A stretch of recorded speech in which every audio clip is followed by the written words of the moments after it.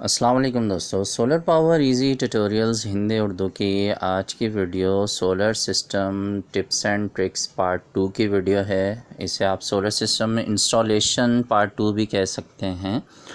पिछली वीडियो में मैंने आपसे ये कहा था कि हमें साबरी मस्जिद के ग्राउंड फ्लोर पे 10 पंखे और एलईडी लाइट्स जो हैं उन्हें सोलर सिस्टम की मदद से चलाना है। तो इसके दो तरीके होते हैं। आज की वीडियो में हम उन दो तरीक़ों पर बात करेंगे।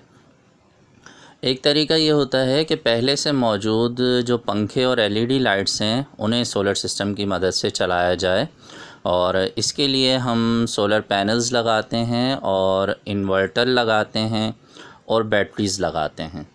तो सोलर सिस्टम की मदद से बैटरीज़ चार्ज होती हैं और बैटरी से डीसी करंट को इन्वर्टर एसी करंट में तब्दील करता है, और उस इन्वर्टर के 220 वोल्ट के करंट की मदद से फिर हम तमाम जो पंखे और एलईडी लाइट्स हैं उनको चला सकते हैं। लेकिन ये जहन में रखिएगा कि जब भी हम डीसी करंट को एसी करंट में तब्दील करते हैं तो ऐसी सूरत में बहुत से लॉसेस होते हैं। और ये भी जहन में रखिएगा कि आपके जो नॉर्मल घरों के पंखे हैं वो बहुत ज़्यादा बिजली इस्तेमाल करते हैं, बहुत ज़्यादा एनर्जी कंज्यूम करते हैं। तो दूसरा तरीक़ाकार ये है कि हम जो एसी डीसी फ़ैन हैं, जिनके बारे में मैं बहुत सारी वीडियोस पहले भी अपलोड कर चुका हूँ, हम यहाँ मस्जिद में मौजूद पहले से जो पंखे हैं उन्हें हटा दें और एसी डीसी फ़ैन लगा दें। एसी डीसी फ़ैन का ये फ़ायदा होता है कि नॉर्मल पंखे के मुकाबले में वो सिर्फ़ 30% बिजली इस्तेमाल करते हैं। मिसाल के तौर पर अगर आपका नॉर्मल जो एक छत का पंखा है वो 100 या 120 वाट्स का है, तो जो एसी डीसी पंखा है वो ज़्यादा से ज़्यादा 40 से 50 वाट्स तक का होता है। और जब आप उसे एसी बिजली से चलाते हैं 220 वोल्ट जो आपके यहाँ वापडा है या के इलेक्ट्रिक है या कोई भी ग्रिड की जो पावर है, जब आप उससे चलाते हैं तो ऐसी सूरत में जो नॉर्मल पंखे हैं वो जितनी बिजली कंज्यूम करते हैं उसके मुकाबले में एसी डीसी फ़ैन जो हैं वो उससे हाफ़ या 30% तक की बिजली इस्तेमाल करते हैं। ऐसी सूरत में हमें कम सोलर पैनल्स लगाने की ज़रूरत पड़ती है। अगर एसी डीसी फ़ैन हम लगा लेते हैं तो एक तो ये फ़ायदा होता है कि सोलर पैनल्स की जो तादाद है वो कम हो जाती है।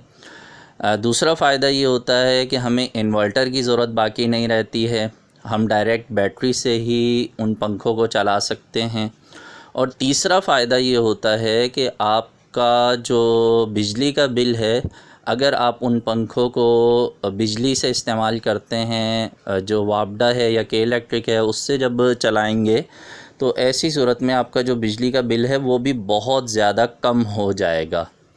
तो ये दो बातें हैं, एक डीसी सोलर सिस्टम मैं कहूँगा और एक एसी सोलर सिस्टम। तो एसी सोलर सिस्टम के अंदर हमें एक तो सोलर पैनल्स बहुत ज़्यादा तादाद में लगाने पड़ते हैं, दूसरा उसमें इन्वर्टर इस्तेमाल करना पड़ता है, और तीसरा नुकसान ये होता है कि एसी सोलर सिस्टम का जो बैकअप टाइम है ना वो बहुत ज़्यादा कम होता है। तो बहुत सी वीडियोज़ इस पे पहले से मौजूद हैं, डीसी सोलर सिस्टम की वीडियोज़ भी मौजूद हैं और एसी सोलर सिस्टम की वीडियोज़ भी मौजूद हैं। उनमें आपको वाज़े तौर पे ये फ़र्क मिलेगा कि जितने भी डीसी सोलर सिस्टम हैं वो आपको 600 वाट्स, 800 वाट्स, 1200 वाट्स के सोलर पैनल्स वाले सिस्टम मिलेंगे, और इसके मुकाबले में जितने भी एसी सोलर सिस्टम्स हैं वो आपको मिलेंगे 3000 वाट्स यानी 3 किलोवाट या 5000 वाट्स यानी 5 किलोवाट। तो इतने बड़े बड़े सिस्टम हमें एसी की अप्लाइंसेस चलाने के लिए लगाने पड़ते हैं।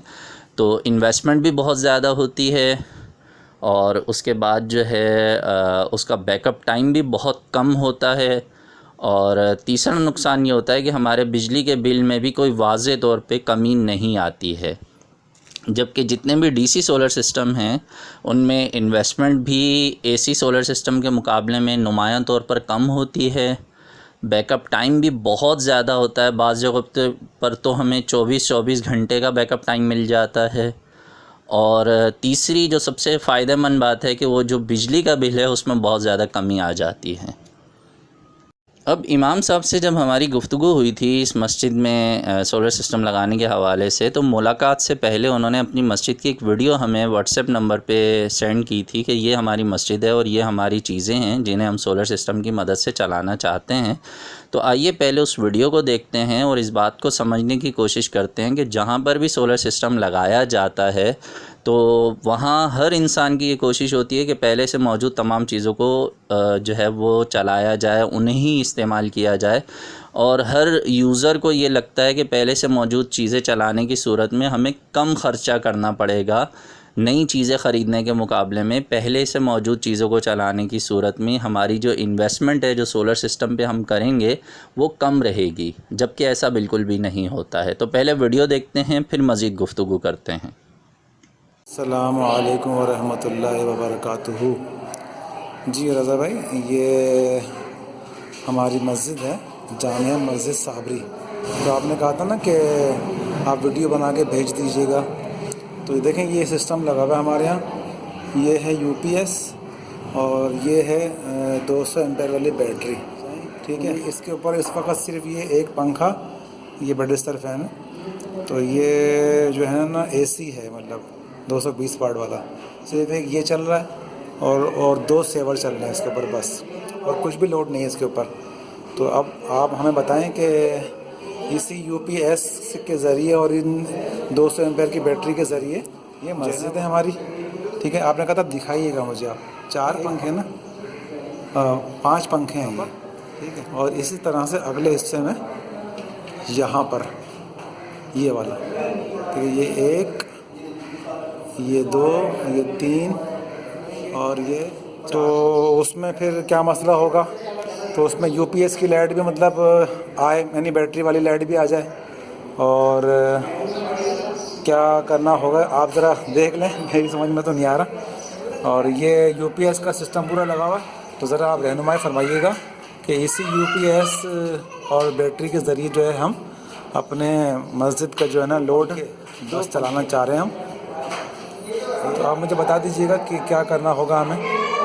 अल्लाह ताला आपको जज़ाए खैर अता फरमाए। अस्सलामु अलैकुम वरहमतुल्लाहि वबरकातुहू। जी, तो दोस्तों आप लोगों ने देखा कि जो सादिक उमर भाई हैं, जो इमाम साहिब हैं, उन्होंने बताया कि उनकी मस्जिद में जो पंखे हैं जो बिजली से चलते हैं, उनके पास एक यूपीएस भी मौजूद है, बैटरी भी मौजूद है, तो वो उसी की मदद से कुछ पंखे लाइटें चलाने की ख्वाहिश रखते हैं। जबकि हमारी जब उनसे मुलाकात हुई तो जब मैंने उन्हें तमाम तफसीलात बताई एसी सोलर सिस्टम के बारे में और डीसी सोलर सिस्टम के बारे में, तो वो इस बात पे फिर रज़ामंद हो गए कि हम तमाम जो पंखे हैं उनको हटा देंगे और इसकी जगह जो एसी डीसी फ़ैन हैं वो लगा देंगे।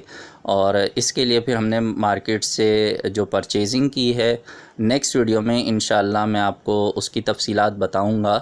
और आप से ये गुजारिश है कि अगर आप पहली बार मेरे इस चैनल पर आए हैं तो चैनल को ज़रूर सब्सक्राइब करके बेल आइकन पे भी क्लिक कर दीजिएगा, ताकि नेक्स्ट जो वीडियो मैं अपलोड करूं आपको उसका नोटिफिकेशन मिल जाए।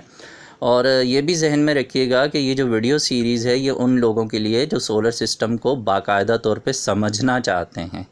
तो जो बेचारे कम मालूमात रखते हैं और उन्हें आइडिया नहीं होता सोलर सिस्टम लगाने से पहले, तो ये वीडियो सीरीज़ उनके लिए बनाई जा रही है ताकि उन्हें अच्छे से तमाम चीज़ों की बारीकियां समझ में आएँ और वो जब अपने पैसे सोलर सिस्टम ख़रीदते वक्त ख़र्च करें तो उनके पैसे ज़ाया ना हों, उन्हें सही से पता चल सके कि क्या चीज़ें हमें लेनी चाहिए और क्या चीज़ें हमें नहीं ख़रीदनी चाहिए। तो मिलेंगे नेक्स्ट वीडियो में। अपना बहुत सा ख्याल रखिएगा। सोलर सिस्टम ज़रूर लगाइए, अपनी बिजली खुद बनाइए और बिजली के बिलों से जान छुड़ाइए।